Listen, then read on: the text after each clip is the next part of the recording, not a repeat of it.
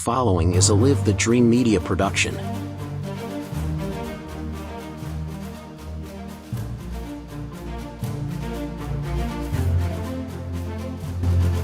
Hey guys, we are back with another episode of Local Marana. A shout out to my co-host and co-founder David Samarano. Spent a little time with the family up in the Queen Creek area. But I've got a capable pinch hitter sitting in. Looky here. Look who stuck around. Mr. Christopher DeSimone. Absolutely untrue. Yeah. Hey, there's a full half body shot. You get the 8x10 glossy during the wake up show. Absolutely. Fun time. I'm ready for my close up, Mr. DeMille.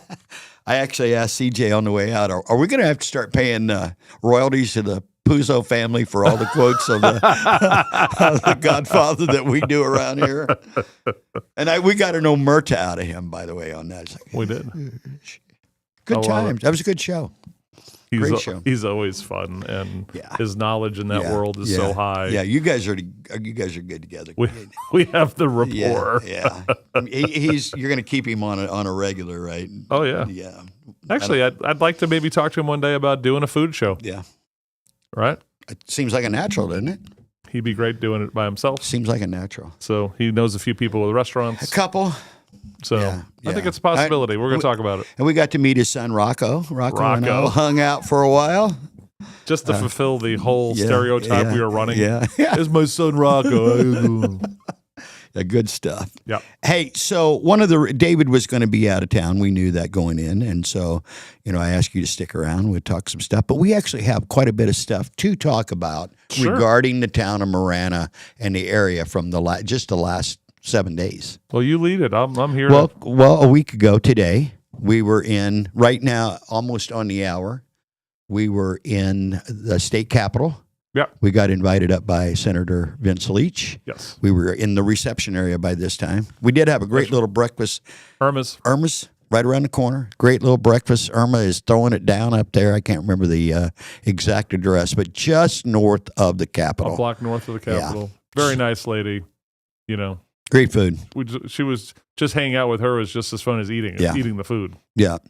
And there was a little bit of activity taking place at our table because of the Oro Valley Church of the Nazarene situation was taking place. And our good friend, Pastor Chris Collins, was in touch with the boys at the table. And you know what?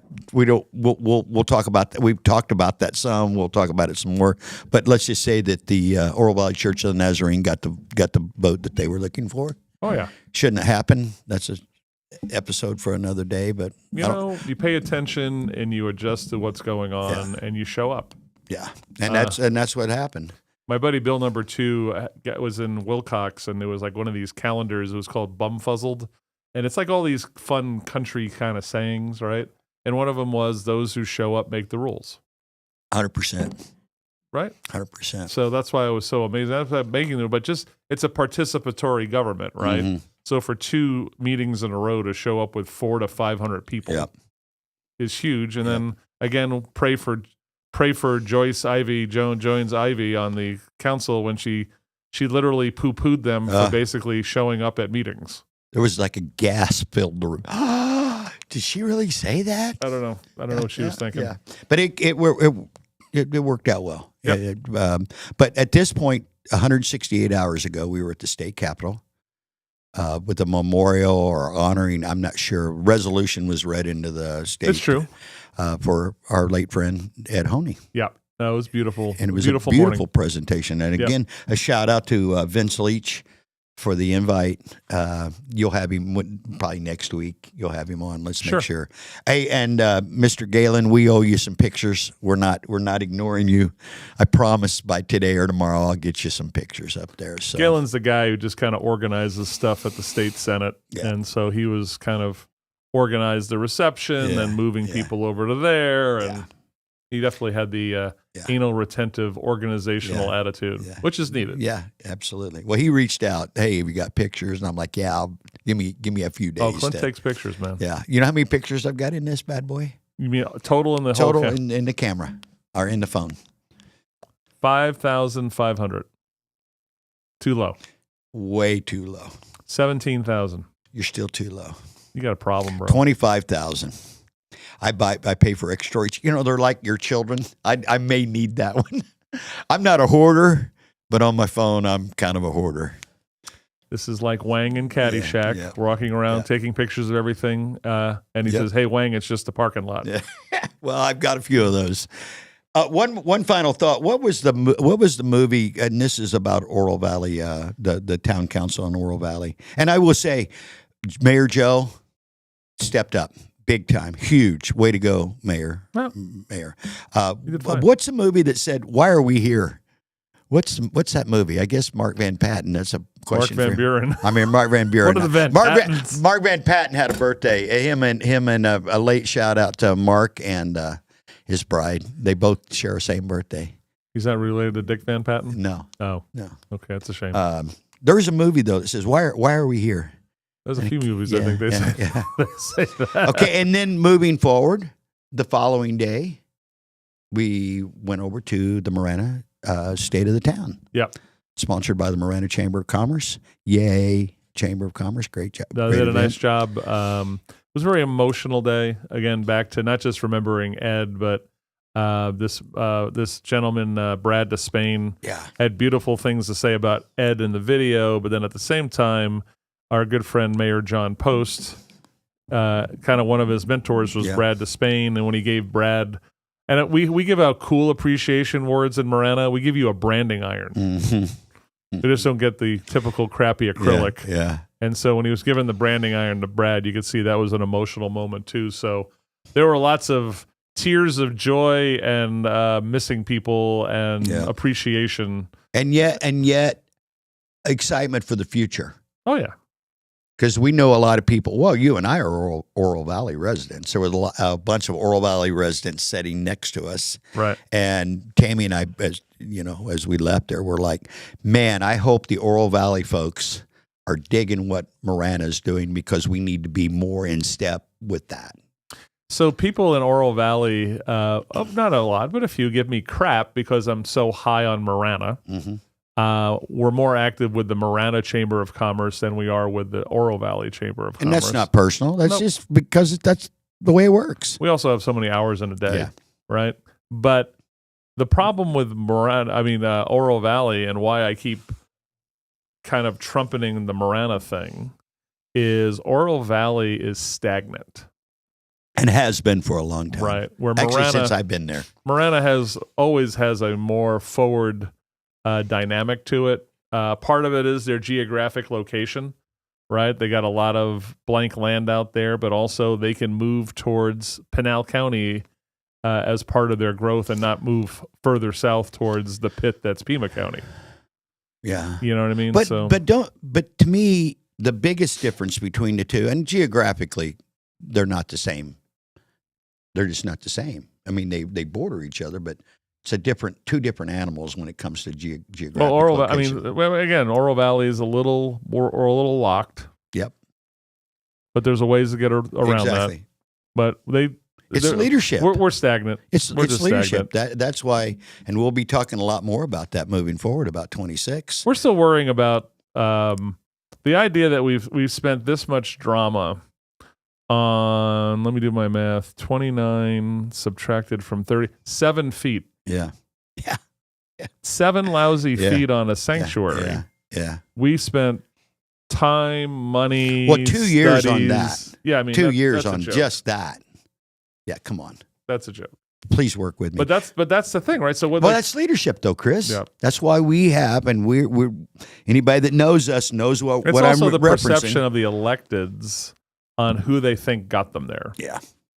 Right? And so I think a few of them think that the no-growthers got them there. Yeah. Well, they kind of did. So, but if they got you there, what did they get you to do? Nothing. Where are you at? No, nothing. So, and the cool thing about what you and I are aware of and the people we know, there's a lot of people that are not happy with that. I mean, I think we believe it's the majority, correct? We have to make some kind of and it has to start at the ballot box. Well, I mean, one of the eternal battles that we've had with Wake Up, trying to be a show that's, because there's all these broken things going on, right? Is local politics are not as sexy as yelling about Joe Biden or Donald Trump. But we all know all politics are local. Well, we keep saying, and the older I get, the more I realize that. Well, it's true, but we keep saying it. But the average bear who is the couple raising a family. Yeah. Where are they? Where do they get their news? Yeah, in little sound bites, right? Or from their neighbor, or where do they get their news? But that's where I would say it: sound bites or from their neighbor. The stupid thing. Yeah, and that. Right. So if you just kind of, even if you do that stupid thing where you go off to your, it's like you scroll over to your Android feed, whatever they're feeding you. Yeah. That's what they do. Yeah. They're going, oh, and it's based on crap you click. Yep. And remember what George Carlin said about that? It's still controlled by corporate America. Sure. They're left and right, and they're telling you exactly what they want you to, in little, what's the term you use, little drips? What? The endorphin drips. Here we go. Here. Endorphin pop is what I would say. Well, they want your pop. Yeah, boom. Here's a sentence to get you all riled up, or a picture of somebody. If you lean left, you see anything about Donald Trump, they're going to make it. They're still going on Hitler and fascism. You go, ooh, Hitler and fascism. Yeah, brown shirts. Let's go. Right, and after a while, talking about what's going on with the quality of your park or road in Oro Valley or Marana. Yep, that's not making it. Yeah. I mean, it doesn't even make the local news half the time. We were talking yesterday to what John Post, and we were like, and I asked the question, how do we get more people in the room? We gotta sexy it up a little bit or something. Give them. Look at this. Oh, a cameo. Lord. Cameo. Sit down. Any. You guys know each other? Get more people in the room. You guys know each other? Any hobo can just walk into this room and get on the air with us. So you guys know each other? This is great. Hello, sir. Christopher DeSimone. Nice to meet you. Show these good folks. My Lord. Oh yeah. Come on. Hold on. We're gonna be like the Doublemint twins here for a second. Hey. I must confess, Chris, I kind of set this up a little bit. That's cool. Can you see that? I do have to leave in 10 minutes. Okay. Just let everyone know that. He's gonna piggyback off your 10. Oh, perfect. Yeah. Beautiful. And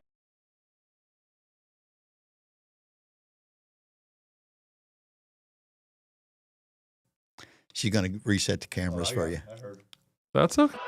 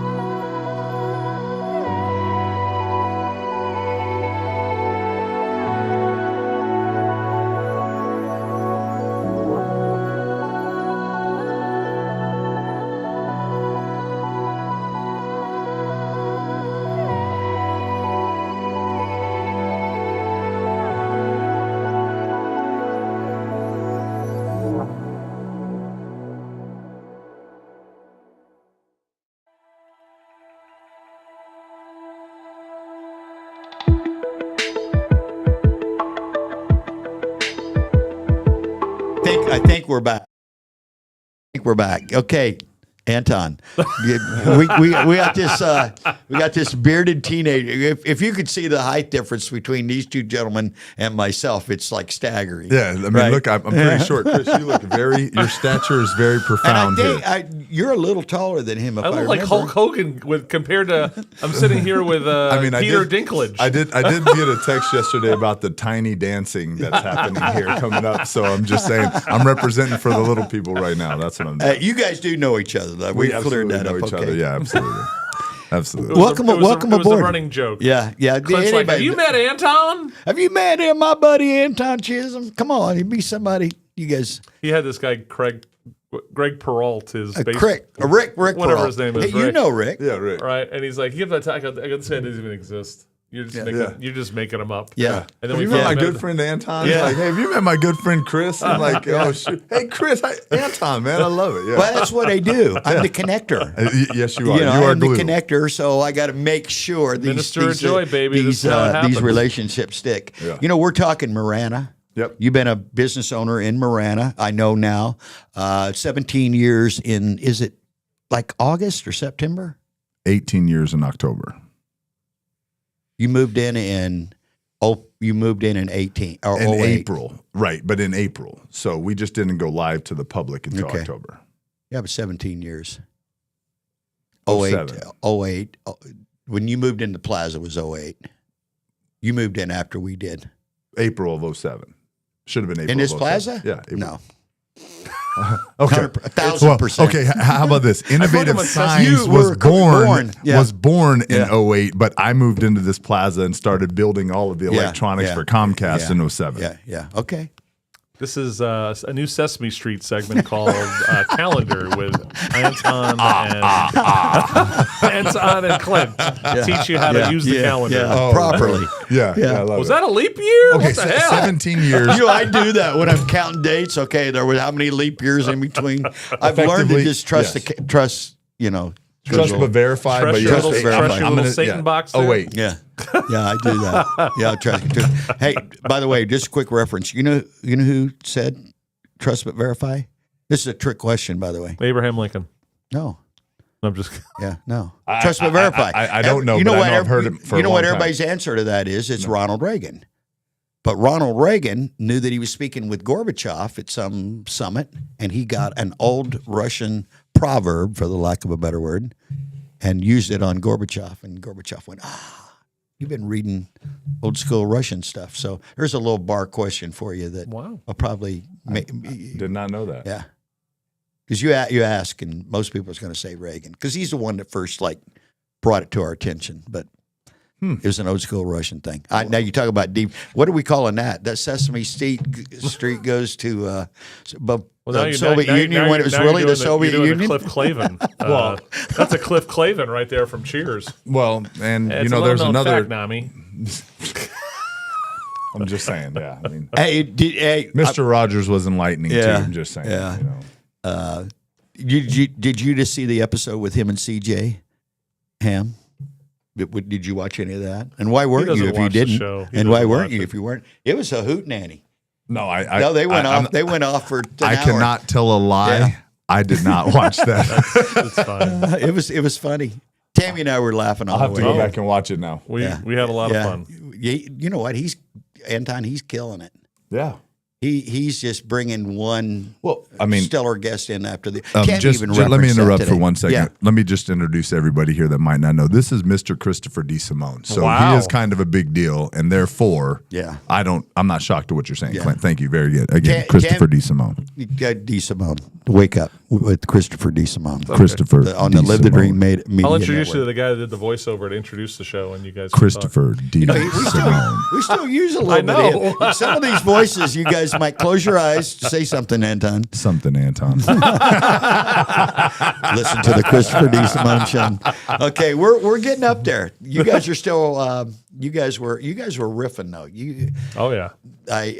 I'm concerned though we might be drifting too far in the Godfather area and we owe like royalties or something. Okay, we don't need to. I mean, Marana business. That's where we were almost heading, and then I was wrong. Actually, one thing I was impressed by in the LTD world you had the video with David talking about how many people have downloaded the app. And I remember, I thought in January we were at 1,200 or 1,300, right? Does that sound right? It's just stupid. And now we're over 5,000 app. People are listening to what we do on over 5,000 on the app now. You'd think I would pay, awesome. Being a numbers guy, I'd pay more attention to the numbers that David sends me, but they keep getting bigger and bigger and bigger. That's what we want to hear. He said something the other day. It was 15,000, and I don't know the reference to that. I'm like, well, that's a big number. Growth is amazing. Yeah, it really is. Except know why? When it's in your belly, because then, well, you're shrinking. Working on it. We got a couple more minutes, Chris, with you before you have to bounce out of here. Yes, sir. And you know what, Chris may be the hardest working man in media right now. and did you see real quick? I did not send it to you, but our buddies over at 857 used part of your material from yesterday. Oh, did they? And then commented on it. I'll send it to you when it's over. You can go check it with them. So David did a really nice clip of our discussion with Luke Couch. This is the brother of the guy who got hatcheted to death in downtown Tucson a couple of weeks ago. And so, Luke was here yesterday. And so Dave just did a new supercut that's going to go out on YouTube right now, and we'll blast that out to a bunch of people. And we're blasting it nationally because this story needs to be picked up. The pressure needs to be put on the powers that be in Pima County and Tucson. I love where your heads are at. Yeah. I mean, somebody's got to hold. They didn't do it, but people have to be held accountable for what's going on here at some point. No, I just used those exact same words Monday morning at a meeting with my team. Accountability, right? Yeah.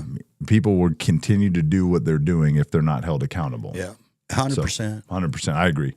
Yep, and you've been in law enforcement. If you just keep letting people get away with stuff, it's not like they just stay the same. They get worse and worse most of them. Well, let's just distill it real quick, if you don't mind. I'm going to jump on. But let's distill it to children, petulant children and children in general. 100%. If a child knows that you've got a bag of candy in a drawer in your bedroom and they went and take one bag, and this may not be a true story with licorice and myself when I was a child, but my mom would buy that big container of licorice. Yep. And so I'd go get me a piece of licorice without asking.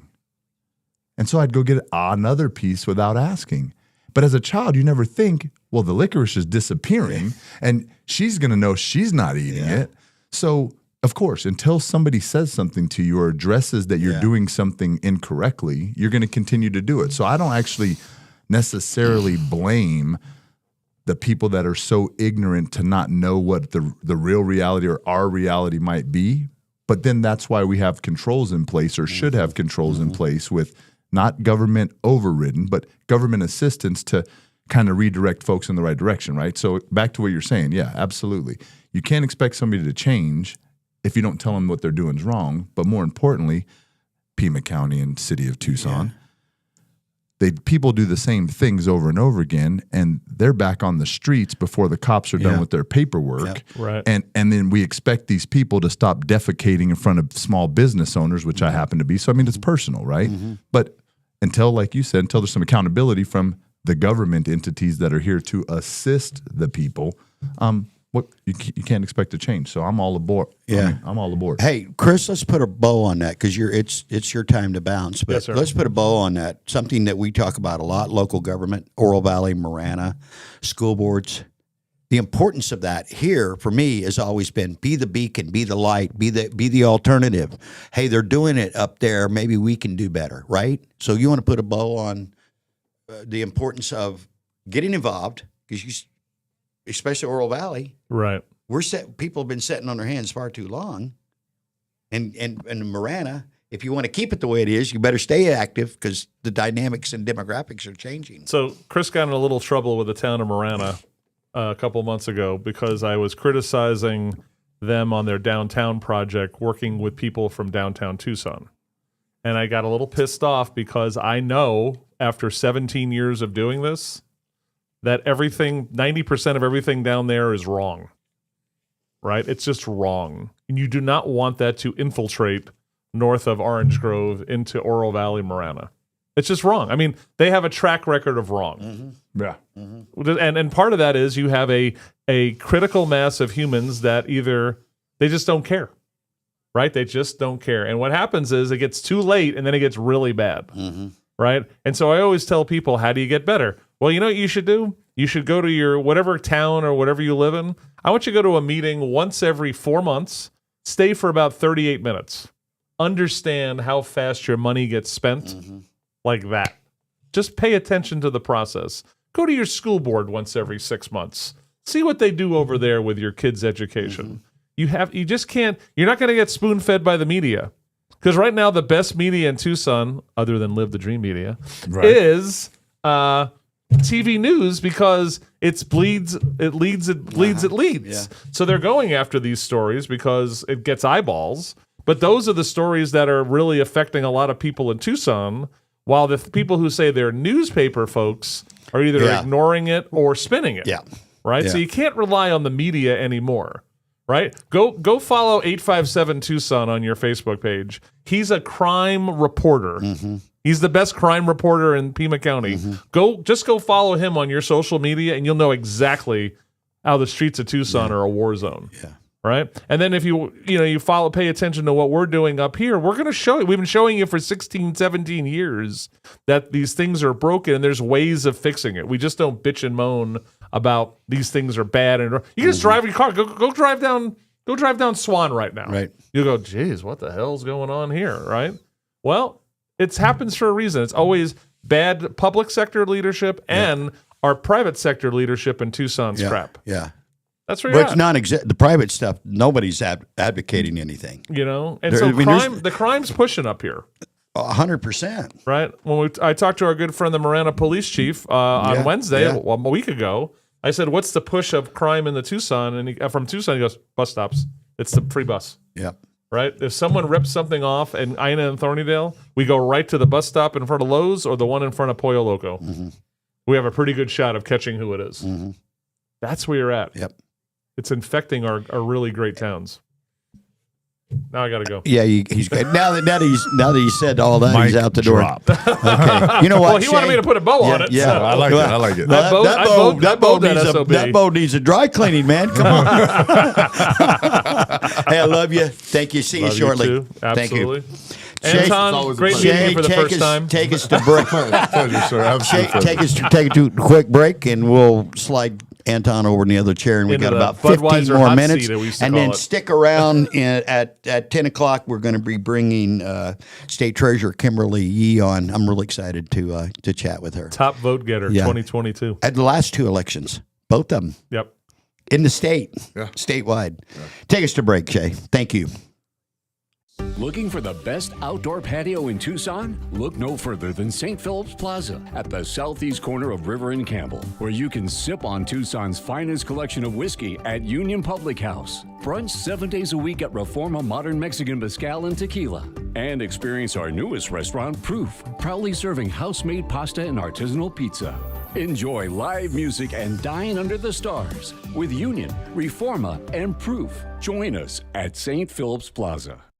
Hi, this is Sean McCluskey, co-owner and designated broker for Rincon Ventures. If you're a rental owner by choice or by accident and you're looking to hire or change property management companies, consider Rincon Ventures. We employ an aggressive web-based advertising strategy to market your rental. We thoroughly screen prospective tenants and conduct routine property inspections. Our online system gives tenants the ability to pay rent and file maintenance requests instantly over the web. Our owners can use the same system to instantly check on their properties. Call Rincon Ventures at 881-2258 or visit us on the web at rvprop.com.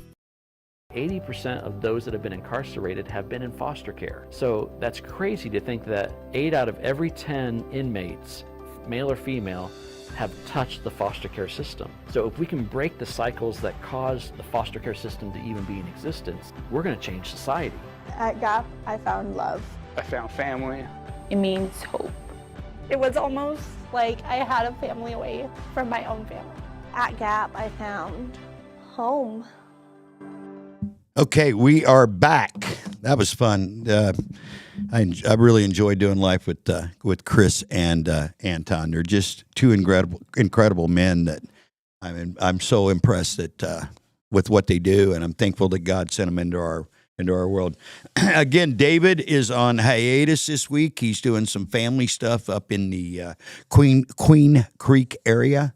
In a few minutes, about 20 minutes or so, we're going to have State Treasurer Kimberly Yee on the Clint Peak Show. I'm really excited. I've never met Kimberly well, I won't be in person today. She's going to Zoom in. But Ed Honey was a huge fan of Miss Lee. He has shared with me numerous times, even not long before his death, that he was really wanted Kimberly to run for governor, and that's a couple of the questions that I'll ask her. I know we've got a couple of candidates in the gubernatorial race already. I assume Ms. Hobbs is planning on running again, so we do have 3 candidates. But the one thing about Ms. Yee is she has been the #1 vote getter the last 2 years in the last 2 election cycles in the state of Arizona, and for me, it's like, let's get out of the ladies' lane and let her run. I think her policies are great, and we're going to talk about all the stuff. Yeah, let it flip down. Anton's joining us. I lost Anton and Chris for a moment. These guys, they enjoy each other's company, and they they were out in the green room yucking it up. Welcome back, Anton. Thank you for having me. I didn't hear him. Try it again. Thank you for there having he me. is. There he is. There's that voice. There's that man, voice. I look so gray. Yeah. Well, dude, you are gray. I know, but man, it just looks so bad on camera. You know what's funny is, and I tell people when I talk about you or introduce you to somebody, I've known you since you were younger than both of my children. Yes. Isn't that wild? It's so cool. I didn't have any gray hair when we met. You did not. Well, I don't know that I had any when we met. Now, I don't recall that, but I probably didn't. 20, because we've known each other, again, almost 20 years. Yeah. I don't think I got gray till about when I hit 60, maybe. Okay. I might, maybe a gray hair or two. That was kind of true in my dad's case, so I'm only going to pattern it after. He didn't have much hair, but what he had was not gray until he got maybe in his 60s. I've seen some pictures of people in my family, and one of my dad's brothers, my uncles, looks like that old Samuel L. Jackson movie. I forget the movie where he just looks like a Q-tip. Yeah. so I know I'm well on my way to white hair, not gray. Yeah, the reason why I'm clear on the time frame of when you moved in. You're right. I just dates and times are kind of my jam. Anything that's got a number. I'm the family historian. Now I have been wrong.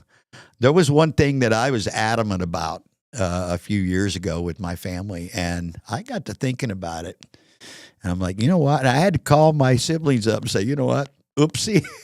And I was like adamant. I would have bet money on it, but most of them you reference something at a point of time, and I had missed. I'm gonna kind of sound like Roger Clemens when he was talking steroids. Oh. I had misremembered something. Yeah. You're absolutely right. Yeah. October of 2008. I remember it. My first quarter was miserable, and it was right after the real estate market started to crash, and then the economy decided to change. Yeah, then that was for us in the cookie business, especially. Everything was smooth, like right out of the gate. Because we had started in 2005. We'd moved here in May 3rd of 2008. So that'd be 17 years next Saturday. Yeah. And so they were doing a lot of real estate stuff. I won't name names, but a lot of large real estate companies were buying, cookies for the new sales and all that stuff from 2005 to 2008. Think about how flush the real estate market was from mid 2005 to mid 2008. Oh, yeah. And then it just crashed. Mm-hmm. And they had to, basically, my mother and Tammy had to kind of reinvent themselves during that time frame, which is part of what you do when you're an entrepreneur or business owner. Yeah. Let me ask you a question. And I think I know the answer to this, but because I referenced entrepreneur businessman. You're a business person more than you are an entrepreneur. Would you say that? I mean, you have to be entrepreneurial to start your own business, but there's 2 distinct classifications. I'm not a business person. How about that? I'm not. Tammy is. Okay. I'm an entrepreneur. I'm more of a dreamer, a visionary. I think about things. And there's no wrong answer. Right. But you're an operator more than you are I mean, you had a to come visionary. Up with visionary. Yeah. I would agree with that. Yeah. I'd rather be in the trenches doing this stuff than figuring well, out it takes what the both, next... by the way. Oh yeah. I wish I was an inventor, man. Yeah. I'd come up with, you know. Well, I'm not even that. Well, I understand. I said I wish I was, though. I wish I could come up with the telephone and, you know, my name was Bell, right? Like, I mean, oh, by the way, my father's last name is Bell. Yeah. But I didn't come up with the devices that morphed into these things, you know. The reason why I mentioned it, you mentioned it, we're talking it, and it just hit me there. David and I have had these conversations a lot here lately. It's being self-aware of what your strengths are. Mm-hmm. And honestly, I have very, very, very few strengths. I could rattle off 3 or 4, maybe 5 strengths that I feel like I'm really good at. Sure. But the rest of the stuff that I could know or be good at, I pretty much suck at all the rest of them. And that's why I'm so dependent on my wife, David, you, Chris, the people that are in Shay, that are in my world, to help me accomplish the things that I can see, but I can't do. Sure. Isn't that crazy? Makes perfect sense. I mean, surround yourself with a group of people that are helping you. It's a great idea. I mean, I was taught at a young age, man, get around people older, smarter, and better off or more successful than you if you want to grow. One of the best lines I ever heard to describe this was Quentin Tarantino, the filmmaker. Right? And I heard him talk, and this was years ago. He said, and he grew up kind of in California, kind of in the industry, even though he wasn't in the industry. He was working at a video store, and he was a geek, though. He really, and he said, I realized that the people I was hanging out with, they were good guys and gals. That's kind of how he phrased it. They were good guys and gals, but they weren't doing anything. And if I wanted to be successful in the film industry, I had to get where people were making movies and doing stuff. Yeah. And I had to go there. He goes, and I went there. He goes, and I went from being like the top of the class where I was, because I was actually trying to do stuff, and the people around me weren't. Right. And he goes, I went to this new group. He goes, and I was at the back of the class. But my times got better. Yeah. I got better. I was still the last man on the totem pole, but I was improving. And I always felt like that was the way to assimilate yourself into where the good stuff is happening. If you're the last, but you're in the last of the good guys, if you will, and good gals, well, you're a winner. Yeah. What's the guy's name? Brian. What's his name? The white hope, the redheaded dude that played for the Celtics, played for the Bulls. Brian Scarabini or whatever. He goes, I'm closer to LeBron James than you are to me in basketball skill. I don't remember that, but and he's like the last man on the bench. And he still goes, and he's an older guy. He's probably your age. Oh, geez. And he goes to Rutgers Park and different places in these outdoor, basketball facilities and just schools people. Yeah. Because even though he's last on the bench, the worst player in the NBA when he was playing, he's still way better than everybody else. Yeah, absolutely. Same with size. I realized when I was working with the Angels a few years ago, it's been almost 20 years, maybe 20 years ago, how big those guys are. Yeah. Like the reason they don't look big on TV, people, is because they're all huge. So you don't see a little guy in there. And I was talking to Bruce Ash, who's joining the network in a couple of weeks, and he said his kid was a pretty good ball player, but he was little. And they went somewhere for a tryout, and they didn't really, at a college, they really didn't want to let him on the field.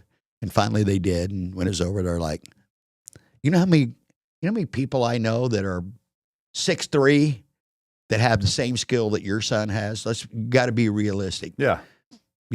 So I'm never playing in the NBA. I was never playing in the NBA. That Rudy story, Yeah. Yeah. Well, that was, he was the equipment guy. They let him. But he was also little. He was real tiny guy. He was a little guy. And he was good. The very few guys make it. Justin Pedroia is one guy that jumps out at me that is a little dude. Muggsy Bogues, maybe. Yeah, Muggsy. What's he, 5'3"? No, I think he was, you don't make me Google it later. But no, I think he might have been just a little taller than that. I think he's, Google him. I'm going to do it. Here we go. I think he's 5'3". That's one of them numbers things. I'd almost bet you $20 on being 5'3". If you want to take my $20, you're welcome. I don't want your money. Yeah. Yeah. Well, say it out loud, David. All right, Anton.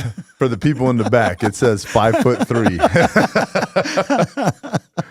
Thank you for doing that. Yeah, absolutely. I was like 99. That means he's an inch taller than my partner. That is crazy.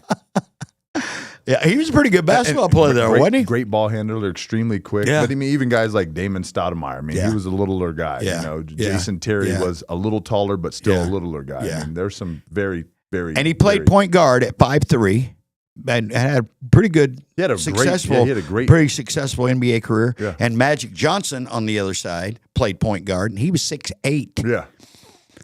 And Magic also played center his first year, if you remember, as a rookie in the finals because Jabbar went down. And they needed bodies. And he was big enough to play center, but he was a point guard in a power forward's body. Mm-hmm. That's why, not to drift too far, we are talking local Marana, but when I look at LeBron James, he is not the GOAT. Anybody that has to tell me they're the GOAT's not the GOAT. Well, but the physically gifted individual, he's got to be the most physically talented, physically gifted human being that I've ever seen. That doesn't make him the greatest basketball player of all time. I don't put him up there as the greatest of all time. But I mean, everybody's entitled to their opinions. Okay, well, there's your NBA. There's your NBA moment on local Marana. Yeah. Let's come back to Marana. You've been a business operator here. You started before you moved in. Correct. In 2007. It's a great environment to do business in. We could do better. I mean, well, yeah, I'm always saying we could do better. But you know what? Of the region, probably the state. I've done business in Phoenix, and they're good. They're not great. I think the small town mentality. We're all rooting for each other. The neighbor versus neighbor, helping neighbor, has been that driving force. Would you not agree? Absolutely. If you have an issue with something in the town of Marana, you just pick up the phone and you call somebody. I do.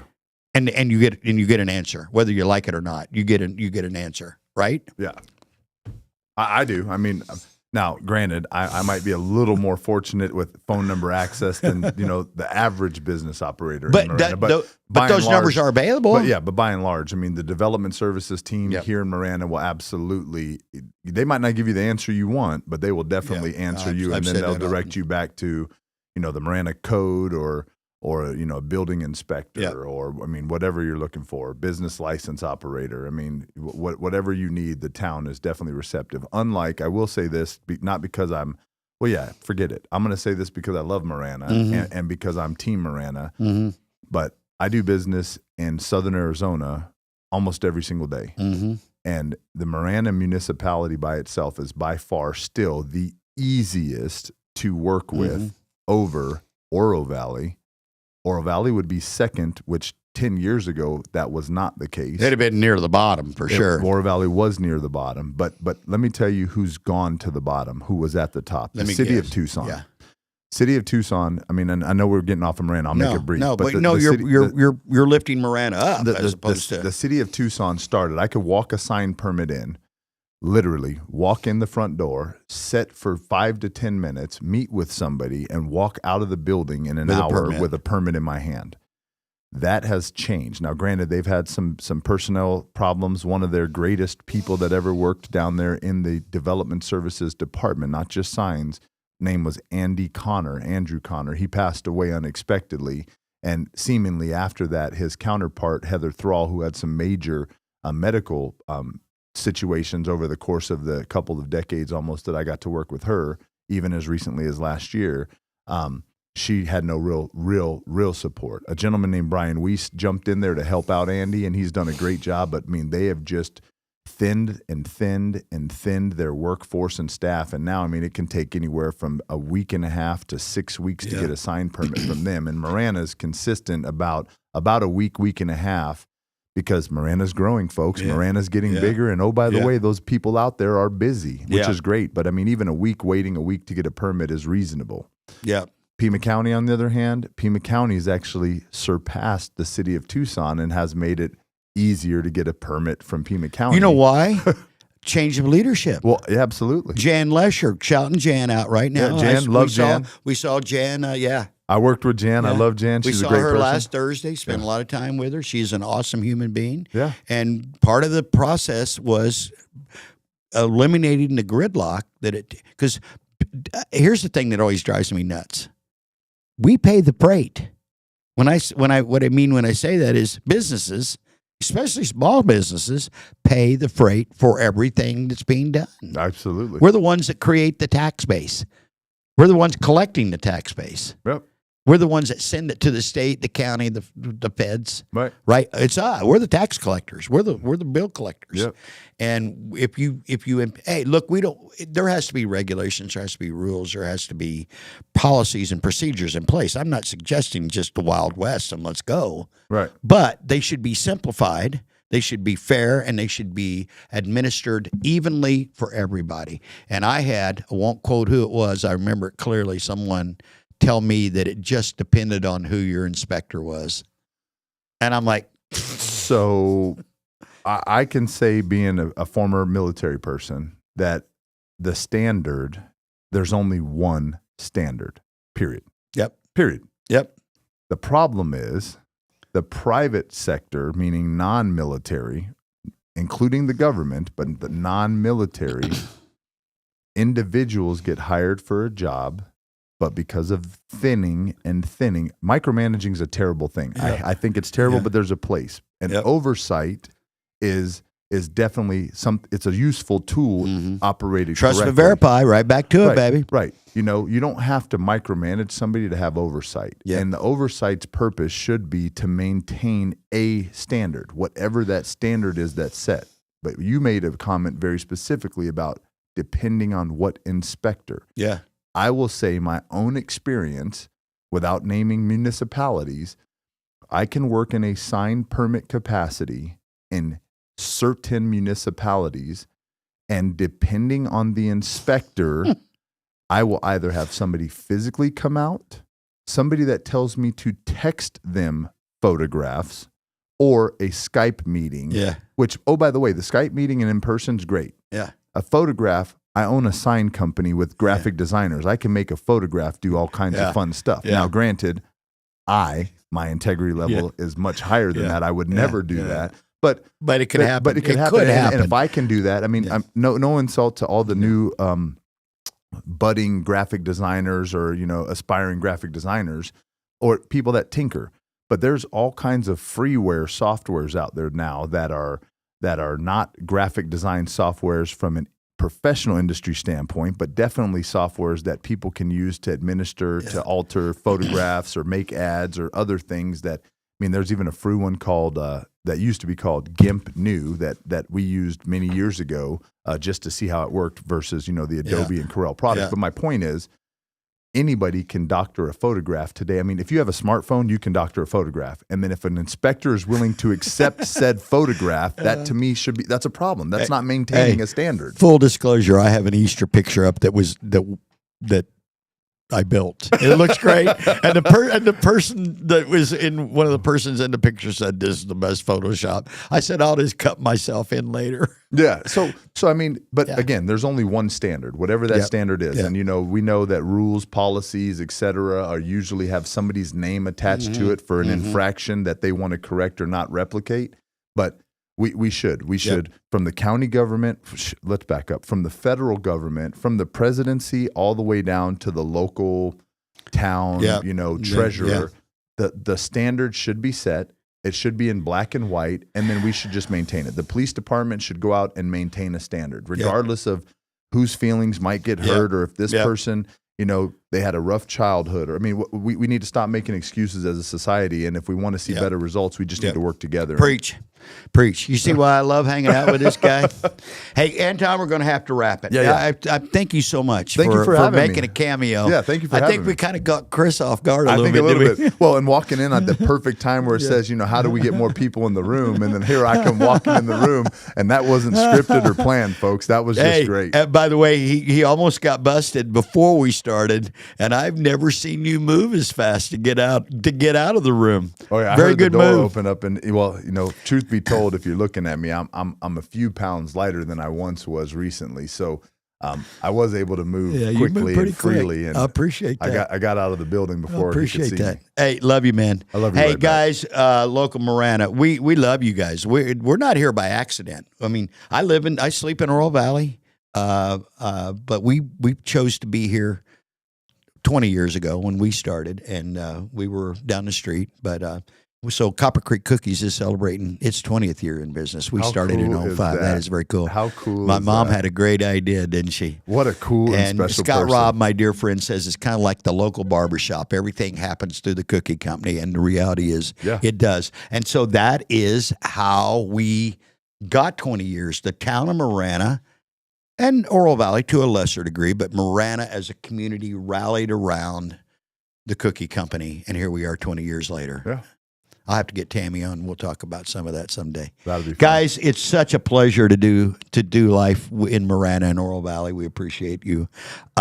Stick around. In about 3 to 5 minutes, I will have Miss Kimberly Yee, State Treasurer of the state of Arizona, on. We're going to be talking all things finance. Appreciate you guys. Go make a great day. Be nice to each other.